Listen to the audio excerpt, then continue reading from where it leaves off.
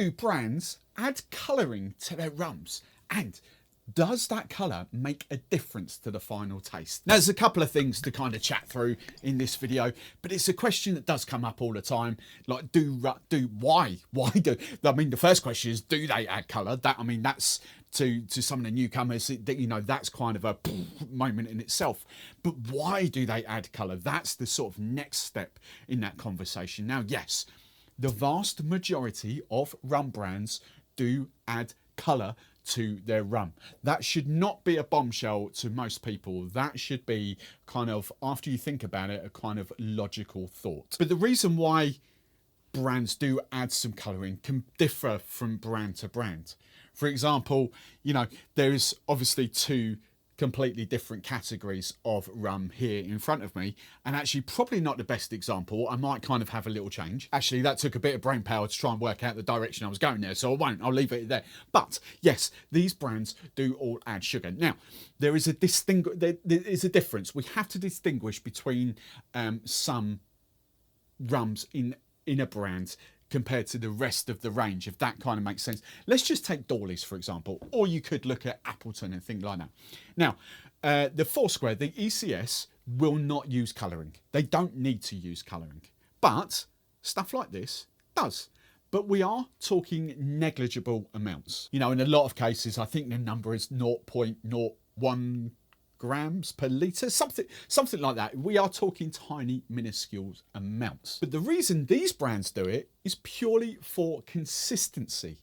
When you, as a brand, release the rum, the same 12-year-old, the same Plantation XO, the same, again, Eldorado 12-year-old, when you release that, time and time again, year after year, there's no batches, there's no kind of anything like that. It's just a continuous process. You have to make sure that that rum is consistent. Because if I bought a bottle of that in, say, 2019, and again I bought a bottle in 2021, or if I bought it now and I get a bottle next year, I kind of want it to be the same rum. The kind of Dawley's 12-year-old is kind of what I expect it to. If I see a slight colour variance, I'm going to be looking at that thinking, hang on, why is that the same? Has the rum blend changed? And fair enough, if the blend has changed, that's absolutely fine. But if you're buying the same rum, then you kind of want it to be the same. We are conditioned to think that the product we buy over and over again should be exactly the same. The difference being when, say, Foursquare releases one of their ECS, Exceptional Cask Series,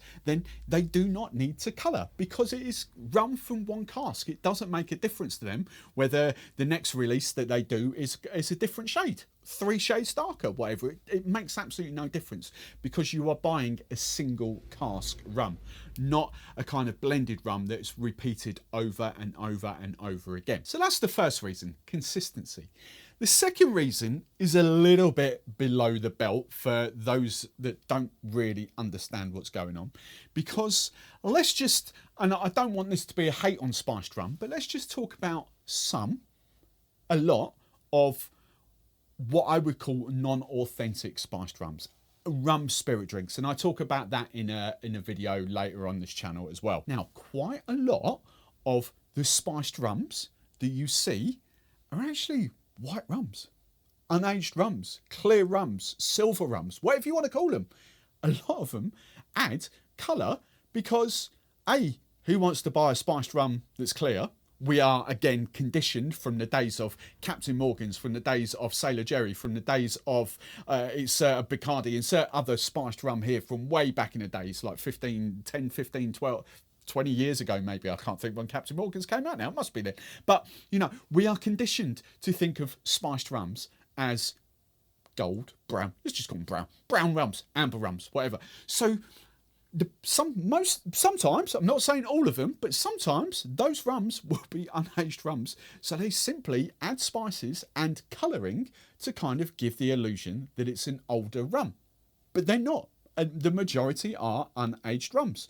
Come straight out off the distill into IBC containers. They probably wouldn't have seen any aging at all. Therefore, when you add cinnamon, spice, flavour, compound, whatever, you know, nutmeg, anything like that, you're going to get a sort of a colour to it. It might not be the colour that you desire it to be, so they would add a touch of colour just to kind of make it more appealing, so you'd buy it. And actually, we can talk about some I'm not going to name drop here, and this is what I was going to kind of put on the bar, but I won't. We could talk about other proper rums that are not claiming to be unaged, but actually, you know, they are as near as damn it to clear rums, where they'll add a bit of colour into them to make them look a lot older than what they actually are. Now, we could loosely sort of call that as gold rums, if you like, because they, you know, if they were aged, they probably would call them aged. There is a couple of caveats here, and I will say this just in case you've watched the rum on my channel. You know, when we talk about that stuff like Lazy Dog gold rum, I think Becca at Old Mother Hunt is the same UK. You know, they are aged for a year. It's just that you probably wouldn't put a year on it, so they do class them as gold rums.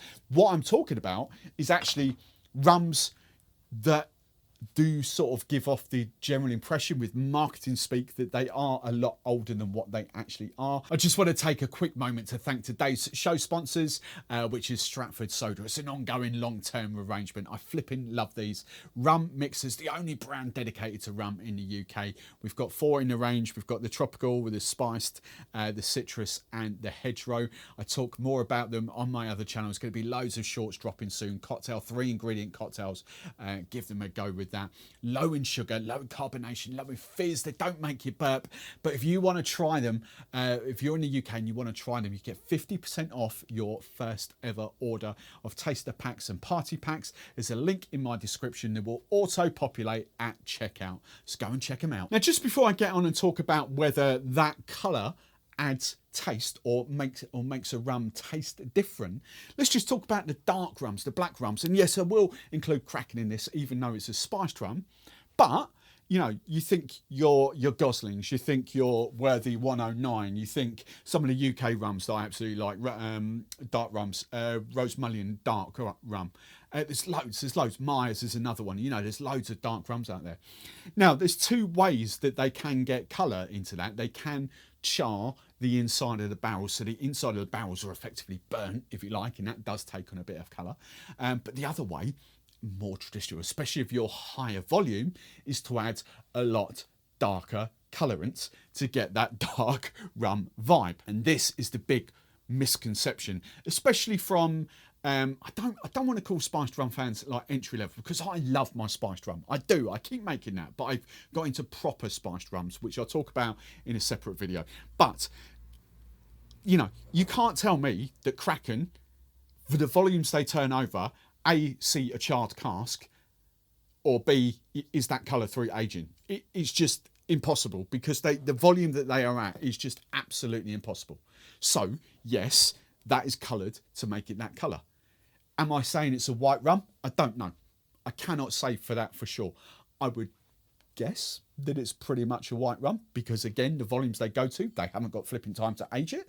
They might have a rapid aging kind of thing going on. I generally don't know, but there's no way that is through charring or through kind of a natural colour. Now, here's the big debate that sort of follows this up. Well, surely if they add colour, it does alter the taste. Now, I can't claim to be an expert on this, purely because I've only tasted it once, and it was, you know, it was quite an experience of that, and it tasted at a lot higher volume than what it would actually get used in the rum. But you were talking, as I say, I think the number is 0.01 grams per litre of colourant that goes into a rum. Now, that is negligible amounts. Absolutely negligible amounts, and that's loosely based, because Plantation give you those facts and figures. Those facts and figures come from them. You know, they are the most open and honest rum brand out there. Yes, they do add sugar, but they say, you know, we add sugar. They don't hide anything. If you could get any of that information out of any other rum brands, you'll be doing exceptionally well. So we can be pretty safe in assuming that proper rums, your Dawleys, your Eldorados, your Plantations, your Appletons, and the vast majority of the rums behind me, you're pretty safe in assuming that if they have added colour, it's not going to change the taste of that rum. Now, the variance comes when they don't add the chemical, the substance is E150A, I think it is. The variance comes when they use something else to colour their rums. And this is happening a bit with UK rums. It happens quite a bit with this sort of darker, blacker rums. Sometimes they'll be coloured up with molasses. Sometimes they'll be coloured up with treacle. Sometimes they'll be coloured up with a natural brown sugar, demerara sugar, whatever you want to call it. Most people I've spoken to call it brown sugar. Now, when you do use that as opposed to the colorant, then yes, that, in my opinion, is going to change the taste of the rum. And there's a few brands that I've spoken to recently where they do use brown sugar that you can taste is a little bit sweetened. But I mean, that debate will rage on and on and on. At the end of the day, to a lot of us, we don't really mind. It's not even on our radar, you know. We open a bottle of rum, do we like it? End of story. You know, that is us in a nutshell. But when you start to take rum more seriously, and there's a lot of people out there that do take rum more seriously, they do like their single cask. They do like their unadulterated rum. You know, to them, that is the epitome of the skills of the distiller, the skills of the blender. That is what it's all about. That's the passion for the craft.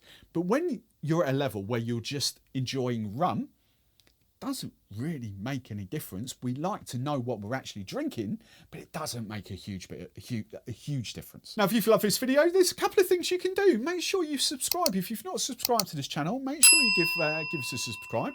I've also got 2 other channels. The links with those will be in the description below, so go and subscribe to those. We've got the Rum Reviews channel and the Extra channel where I kind of focus on cocktails and spiced rum. So go and check in the live shows on there as well. And if you haven't done so already, come and join us in Discord. Discord is free, and there is an exclusive membership area if you're a member of my channel. We can talk about memberships another day, but just come and join us in Discord. The link will be below. And before you go and watch another one of my videos, make sure you give it a thumbs up as well.